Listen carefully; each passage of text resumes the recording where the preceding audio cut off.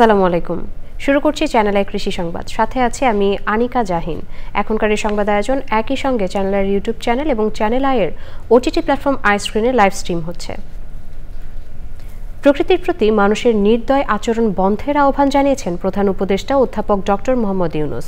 রাজধানীতে জাতীয় মৎস্য সপ্তাহের উদ্বোধন অনুষ্ঠানে তিনি বলেছেন, প্রকৃতিকে বাঁচাতে হবে। বিশ্ববিদ্যালয়ের পাঠ্যক্রমে গভীর সমুদ্রে মাছ ধরার বিষয়টি অন্তর্ভুক্ত করার আহ্বান জানিয়েছেন তিনি। মোস্তফা মল্লিকের রিপোর্ট।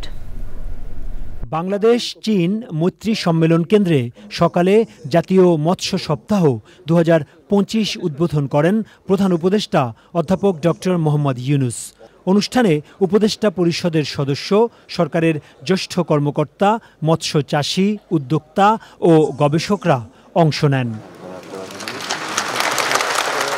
মৎস্য খাতে বিশেষ অবদানের জন্য 9 ক্যাটাগরিতে 16 ব্যক্তি ও প্রতিষ্ঠানকে এবার জাতীয় মৎস্য পদক দেওয়া হয়েছে।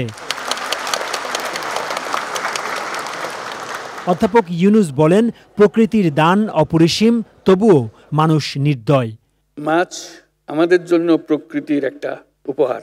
এটা কোনো আমরা কারখানাতে বানাই নাই, এটার জন্য আমরা কোনো শ্রমিক নিয়োগ করি নাই যেটা বানিয়ে নিয়ে আসতে হবে। আল্লাহর দান, আমরা ধরে নিয়ে আসি, খাবার বেলায় উৎসাহ পাই, আরও খেতে চাই। তার প্রতি আমাদের সদয় হবার তো কথাই ওঠে না। তার প্রতি আমরা অত্যন্ত নির্মম, নির্দয়। আমরা মাছের কথা বলি, আজকে মৎস্য সপ্তাহ উদযাপন করব, অবশ্যই উদযাপন করব, এত বড় একটা আনন্দের দিন। কিন্তু যেই প্রকৃতি আমাদের কাছে এটা এনে দিল, তার প্রতি সদয় হবার কথাটা আমাদের কাছে চিন্তা করতে হবে। এটাই আমার কাছে মনে হয় সবচেয়ে গুরুত্বপূর্ণ বিষয়। কারণ আমরা এত নির্দয় হচ্ছি, অন্যান্য জিনিসের সঙ্গে মাছও বোধহয় আমাদের কপাল থেকে ছুটে যাবে। তিনি বলেন, প্রকৃতি ও পরিবেশ নষ্ট হলে মাছ উৎপাদন একসময় বন্ধ হয়ে যাবে। আমাদের বঙ্গোপসাগরে সুষ্ঠু জরিপ পরিচালনা করে গভীর সমুদ্রে মাছ ধরার অঞ্চল চিহ্নিত করতে হবে। এর জন্য আমাদের গবেষণায় সক্রিয়ভাবে যুক্ত হতে হবে। আন্তর্জাতিক সম্মেলনের আয়োজন করতে হবে। আমাদের বিশ্ববিদ্যালয়ের পাঠ্যক্রমেও গভীর সমুদ্রে মাছ ধরার বিষয়টি অন্তর্ভুক্ত করতে হবে। অন্য বক্তারা বলেছেন, উৎপাদন ভালো হলেও সাশ্রয়ী মূল্যে ইলিশ মেলে না। এজন্য জাটকা রক্ষা করার উপর জোর দেন তারা। দেশে 6টি ইলিশ অভয়াশ্রম গড়ে তোলা হয়েছে বলে জানানো হয় অনুষ্ঠানে। Mostafa Mallik, Channel i, Dhaka.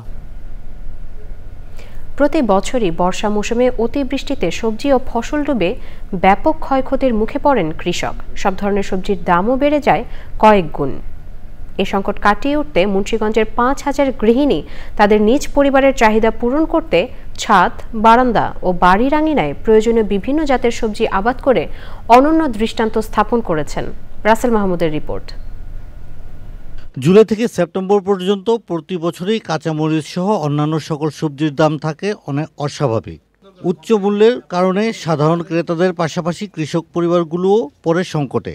এ পরিস্থিতি মোকাবেলায় সদর উপজেলার বর্জ্যজগনী রামপাল ইউনিয়নের বিভিন্ন এলাকার সঙ্গে শহরের অনেকেই বাড়ির ছাদ, বারান্দায় ও বাড়ির আঙ্গিনাতেই প্রয়োজনীয় সবজির আবাদ করেছেন। আমাদের এলাকায় প্রত্যেক বাড়ির ঘরের আঙ্গিনায় আমরা মরিচ চারা, বেগুন চারা এরকম লাগাই রাখি। পরে বর্ষাকালে আমাদের মনে করেন অভাব হয় না, এটা আমার বাজার থেকে কিনে আনতে হয় না। আমরা নিজেদের গাছ লাগানো থেকে আমরা পারিবারিক চাহিদা মেটাইতে পারি। আবার সবচেয়ে বড় কথা হচ্ছে আমরা এখানে বিষমুক্ত সবজি পাইতেছি। অনেক নারী অবসর সময়ে লাভবান ফসল হিসাবে এবছর কম পরিশ্রমে বস্তায় আদা চাষ করেছেন। বস্তার মধ্যে 1 থেকে 1.5 কেজি আদা হয়, যেটা আমাদের চাহিদা পূরণের পরও আমরা কিছু থাকে ওটা বিক্রিও করতে পারি। কৃষি কর্মকর্তা বলছেন, সামান্য পরিশ্রমে হলেও সবজি আবাদে অন্যান্য এক দৃষ্টান্ত স্থাপন করেছেন মুন্সিগঞ্জের প্রায় 5000 কৃষানী। এখান থেকে যে উৎপাদিত যে মরিচটা হবে, এই মরিচটা দিয়ে তাদের এই যে সময়টা যখন মরিচের দাম অনেক বেড়ে যায়, এই চাহিদাটা তারা পূরণ করতে পারবে। এটাতে একদিকে যেমন তারা আসলে ভালো জিনিসটা পেলো, নিজের উৎপাদিত জিনিসটা পেলো, আরেকদিকে আমার মনে হয় যে এই সমস্ত পরিবার যদি বাজারে মরিচ কিনতে না যায়, তাহলে মরিচের বাজারের উপরেও একটা প্রভাব পড়বে। আমার মনে হয় যে বাজারের দাম কিছুটা হলেও স্থিতিশীল হওয়ার একটা সম্ভাবনা তৈরি হবে। নারীদের উদ্যোগে বিষমুক্ত এ ধরনের সবজি আবাদ দিন দিন আরও বাড়বে বলে মনে করছেন স্থানীয়রা। Rasel Mahmud, Channel i, Munshiganj. দর্শক, এই ছিল এখনকার মতো চ্যানেল আই কৃষি সংবাদ। পরবর্তী সংবাদ দেখার আমন্ত্রণ রইল। এতক্ষণ সাথে থাকার জন্য সবাইকে ধন্যবাদ।